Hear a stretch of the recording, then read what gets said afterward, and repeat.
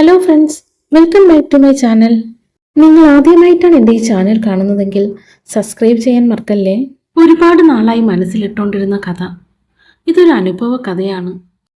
അവധിക്കാലം ആഘോഷിക്കുവാൻ അമ്മയുടെ വീട്ടിലേക്ക് ഞാനും എൻ്റെ കുടുംബവും പോയി. അമ്മയുടെ വീടിനെക്കുറിച്ച് ഒരുപാട് കഥകൾ ചെറുപ്പം തൊട്ടേ കേട്ടിട്ടുണ്ട്. ഒരു സൂ പോലെയാണ് പലപ്പോഴും എനിക്ക് ആ വീട് തോന്നിയിട്ടുള്ളത്. കാരണം എല്ലാ ജീവികളും അവിടെ ഉണ്ടാകും. കാടുപോലത്തെ വീടും പരിസരവും. ആന കയറിയാൽ പോലും അറിയില്ല. കരടി മുറ്റം വരെ വരും. മയിൽ അടുക്കളയിൽ വന്നാൽ ആട്ടി ഓടിക്കാൻ അമ്മ പറയാറുണ്ട്. പാമ്പ് ഞാൻ വീടിനുള്ളിൽ എന്നും കാണുന്ന ഒരു ജീവിയാണ്. ഇതൊന്നുമല്ല പേടിക്കേണ്ട കാര്യം. ഇനിയാണ് ആ ഭയാനകമായ കഥ ഞാൻ പറയാൻ പോകുന്നത്.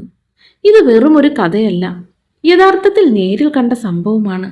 എനിക്ക് പ്രേതത്തെ പേടിയില്ല, കാരണം അതൊന്നും ഈ ലോകത്ത് ഇല്ലെന്ന് വിശ്വസിക്കുന്ന ആളാണ് ഞാൻ. പക്ഷേ ആ ചിന്ത അധികകാലം ഉണ്ടായില്ല. ആ വീട്ടിലെ അനുഭവം എന്നെ മാറ്റിമറിപ്പിച്ചു. കുടുംബ വീടിനെ കുറിച്ച് ഒരുപാട് കഥകൾ ഞാൻ പണ്ട് കേട്ടിട്ടുണ്ട്. അതൊക്കെ വെറും കഥകൾ എന്നാണ് ഞാൻ ആദ്യം കരുതിയത്. വെറുതെ കുട്ടികളെ പറ്റിക്കാൻ വേണ്ടി പറയുന്നുവെന്ന് കരുതി ഞാനത് വിശ്വസിച്ചിട്ടേയില്ല. പക്ഷേ എൻ്റെ അനുഭവം അത് മാറ്റിമറിച്ചു. എൻ്റെ അമ്മ വീട് പാലക്കാടാണ്. പണ്ടത്തെ 4 കെട്ട് തറവാടാണ് ഞങ്ങളുടെ വീട്. അതിമനോഹരം. ആ വീടിന് എപ്പോഴും ഒരു തണുപ്പായിരിക്കും. തട്ടൊക്കെ തടി കൊണ്ടാണ്. ഒരുപാട് വർഷം പഴക്കമുള്ളത് കാരണം എപ്പോഴും ഒരു ശബ്ദമുണ്ടാകും വീടിന്. ഒരുപാട് വർഷങ്ങൾ കഴിഞ്ഞാണ് ഞാൻ എൻ്റെ കുടുംബ വീട്ടിലേക്ക് പോകുന്നത്. അതുകൊണ്ട് തന്നെ വല്ലാത്തൊരു എക്സൈറ്റ്മെന്റ് ആയിരുന്നു. 1 ഏക്കറിനകത്ത് വലിയൊരു വീട്, വിശാലമായ മുറ്റം. ആ വീടിനോട് ചേർന്ന് തന്നെ ഒരു വലിയ കുളമുണ്ട്. ചെറുപ്പത്തിൽ ഞാൻ വരുമ്പോഴൊക്കെ ഏറ്റവും കൂടുതൽ സ്പെൻഡ് ചെയ്തിരുന്നത് അവിടെയായിരുന്നു. ആ പടിക്കെട്ടിലിരുന്ന് എൻ്റെ കസിൻസുമായിട്ട് കളിച്ചതും കഥകൾ പറഞ്ഞതും എല്ലാം ഇന്നലെ കഴിഞ്ഞ പോലെ തോന്നുന്നു. പക്ഷേ ഇപ്പോൾ ആ കുളം മുഴുവൻ പായലും കയറി അങ്ങോട്ടാരും പോയിട്ട് തന്നെ വർഷങ്ങളായി. എൻ്റെ ഇളയ മാമനാണ് അത് വൃത്തിയാക്കിക്കൊണ്ടിരുന്നത്. മാമൻ ഇപ്പോൾ US സെറ്റിൽഡ് ആണ്. ഞാനും എൻ്റെ ചേച്ചിയും ഒരുമിച്ചാണ് കിടക്കാറ്. ഞങ്ങളുടെ മുറി അടുക്കളയോട് ചേർന്നാണ്. അന്ന് രാത്രി ഞങ്ങൾ അത്താഴം കഴിച്ച് നേരത്തെ കിടന്നു.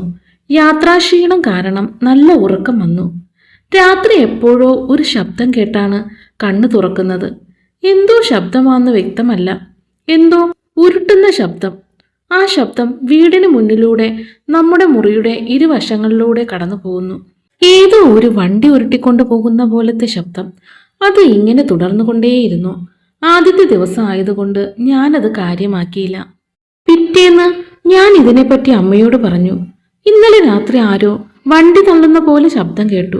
അതെന്താ അമ്മേ? കുറേ നേരം കേട്ടു. രാവിലെ ഞാൻ മുറ്റത്ത് നോക്കിയപ്പോൾ മുറ്റത്ത് അങ്ങനെ വണ്ടി തള്ളിയതിന്റെ ഒരു പാടുമില്ല.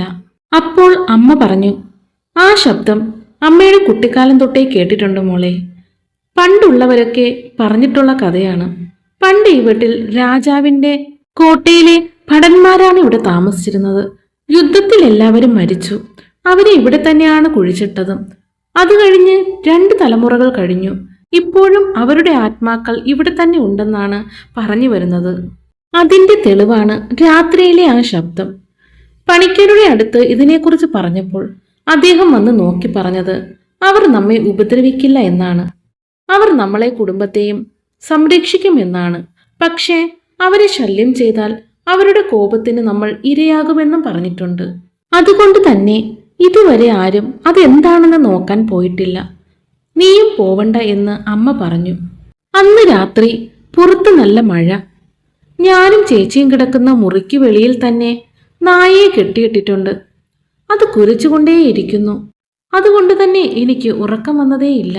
ചില പേടിപ്പിക്കുന്ന ശബ്ദം കേട്ടുകൊണ്ടേയിരുന്നു. അപ്പോഴും ഞാൻ പേടിച്ചില്ല, കാരണം ചേച്ചിയുള്ള ധൈര്യത്തിലായിരുന്നു ഞാൻ. പെട്ടെന്ന് പട്ടിയുടെ ശബ്ദം നിലച്ചു. അതുകൊണ്ട് തന്നെ ഉറങ്ങാമെന്ന് കരുതി. പുറത്ത് മഴയായതുകൊണ്ട് തന്നെ നല്ല തണുപ്പ് മൂടി പുതച്ച് കിടക്കുകയായിരുന്നു. അപ്പോഴാണ് ജനാലയിലൂടെ ഒരു വെളിച്ചം റൂമിലേക്ക് പരന്നത്. ഗ്ലാസ് ഇട്ട ജനാല ആയതുകൊണ്ട് തന്നെ ഞാൻ അതുവഴി പുറത്തേക്ക് നോക്കി. ആ ഭയാനകമായ കാഴ്ച കണ്ട് ഞാൻ തരിച്ചുപോയി. എൻ്റെ നായ ചത്തുകിടക്കുന്നു. ജനാലയ്ക്ക് നേരെയാണ് കിണറുള്ളത്. അവിടെ 2 പേര് ഇരുന്ന് സംസാരിക്കുന്നു. ആ ശബ്ദം പോലും എനിക്ക് കേൾക്കാം. അത്ര ഉച്ചത്തിലാണ് അവർ സംസാരിക്കുന്നത്. അതെന്തെന്നറിയാൻ ഞാൻ ആ ജനാല തുറന്നു. അപ്പോഴാണ് മനസ്സിലായത് അത് മനുഷ്യരല്ല. അവരുടെ ഭയപ്പെടുത്തുന്ന മുഖം കണ്ട് ഞാൻ തരിച്ചുപോയി. പണ്ട് കഥകളിൽ മറ്റും കേട്ടിട്ടുള്ള വേതാളങ്ങളെ പോലെ രണ്ടുപേർ. അവരുടെ ചെവികൾ വലുതും അവ മുകളിലോട്ട് കൂർത്തിരിക്കുന്നതുമാണ്.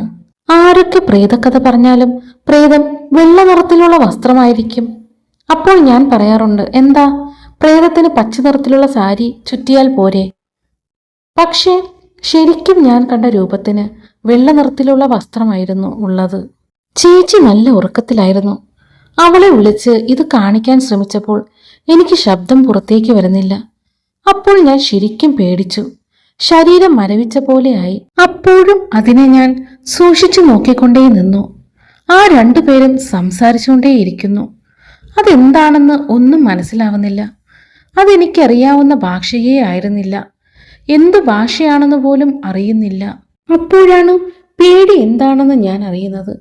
പിന്നെ ഒന്നും എനിക്ക് ഓർമ്മയില്ല. രാവിലെയായി. ഞാൻ കണ്ണു തുറന്നു നോക്കിയപ്പോൾ കട്ടിലിൽ കിടക്കുവാണ്. ആദ്യം തന്നെ എന്റെ ശബ്ദം പുറത്തു വരുന്നോന്ന് നോക്കി. വരുന്നുണ്ട്. അപ്പോഴാണ് സമാധാനമായത്. അപ്പോൾ ഇന്നലെ കണ്ടതൊക്കെ സ്വപ്നമായിരുന്നു എന്ന് എനിക്ക് മനസ്സിലായി. അമ്മ പറഞ്ഞ കഥ വെച്ച് ഞാൻ മെനഞ്ഞെടുത്ത വെറും ഒരു സ്വപ്നം. ഞാൻ റൂമിൽ നിന്നിറങ്ങി അമ്മയെ വിളിച്ച് മുറ്റത്തേക്ക് എത്തിയപ്പോൾ എല്ലാവരും കരയുന്നതാണ് ഞാൻ കാണുന്നത്. ഇതെന്തു പറ്റിയെന്ന് അമ്മയോട് ചോദിച്ചപ്പോൾ അമ്മ വിരൽ ചൂണ്ടി കാണിച്ചു. അവിടേക്ക് നോക്കിയ ഞാൻ പതറിപ്പോയി. ഞാൻ ലാളിച്ചു വളർത്തിയ എൻ്റെ നായ ശരിക്കും ചത്തുകിടക്കുന്നു. അതും വളരെ ക്രൂരമായി. അപ്പോൾ ഞാൻ രാത്രി കണ്ടതെല്ലാം സത്യമാണെന്ന് എനിക്ക് ഉറപ്പായി. ഇന്നലെ രാത്രി ഞാൻ കണ്ട കാര്യമെല്ലാം വീട്ടുകാരോട് പറഞ്ഞു. അന്നു മുതൽ ആ ശബ്ദം ആരും കേട്ടിട്ടില്ല. 2 മാസത്തിന് ശേഷം ഒരു മഴയുള്ള രാത്രി ഞാൻ മുറിയിൽ തനിച്ചായിരുന്നു. ചേച്ചി അമ്മയുടെ മുറിയിലും. പാതിരാത്രി എപ്പോഴോ എന്തോ ശബ്ദം കേട്ട് കണ്ണു തുറന്നു ഞാൻ. പുറത്ത് അപ്പോഴും നല്ല മഴ. അപ്പോൾ വെളിയിൽ നിന്നു അമ്മ വിളിക്കുന്നു. ഞാൻ വാതിൽ തുറന്നു. എൻ്റെ അടുത്ത് അമ്മയും ചേച്ചി ഓടി വന്നു.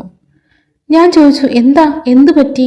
പെട്ടെന്ന് അവർ ശബ്ദമുണ്ടാക്കല്ലേ എന്ന് പറഞ്ഞു.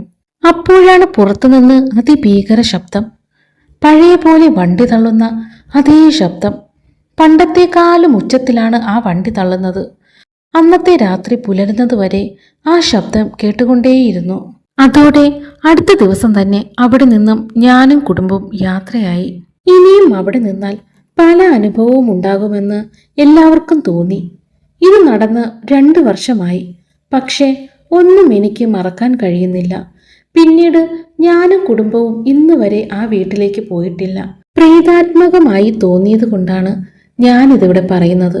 ചിലപ്പോൾ കേൾക്കുന്ന പലരും ഇത് കെട്ടുകഥയാണെന്ന് എന്നെപ്പോലെ പറഞ്ഞേക്കാം. പക്ഷേ അവരവർക്ക് അനുഭവം ഉണ്ടാകുമ്പോഴാണ് അത് മനസ്സിലാക്കാനും വിശ്വസിക്കാനും കഴിയൂ. ഒരു കാര്യം കൂടി പറഞ്ഞോട്ടെ, നിങ്ങൾക്ക് എൻ്റെ കഥകൾ ഇഷ്ടപ്പെടുകയാണെങ്കിൽ എന്നെ സപ്പോർട്ട് ചെയ്യാൻ മറക്കല്ലേ. നിങ്ങൾ തരുന്ന ഓരോ സപ്പോർട്ടിനും ഞാൻ പുതിയ പുതിയ കഥകൾ നിങ്ങളിലേക്ക് എത്തിക്കുന്നതായിരിക്കും. അപ്പോൾ സബ്സ്ക്രൈബ് ചെയ്യാനും ബെൽ ബട്ടൺ അമർത്താനും മറക്കണ്ട. കൂടാതെ കഥ ഇഷ്ടപ്പെടുവാണെങ്കിൽ ലൈക്ക് ചെയ്യാൻ മറക്കല്ലേ. ഇഷ്ടപ്പെട്ടില്ലെങ്കിൽ ഡിസ്ലൈക്ക് ചെയ്യാനും. അപ്പോൾ എല്ലാവരും സുഖമായിട്ടും സന്തോഷമായിട്ടിരിക്കൂ. നമുക്ക് വേറൊരു നല്ലൊരു കഥയുമായിട്ട് വീണ്ടും കാണാം. അതുവരേക്കും ബൈ.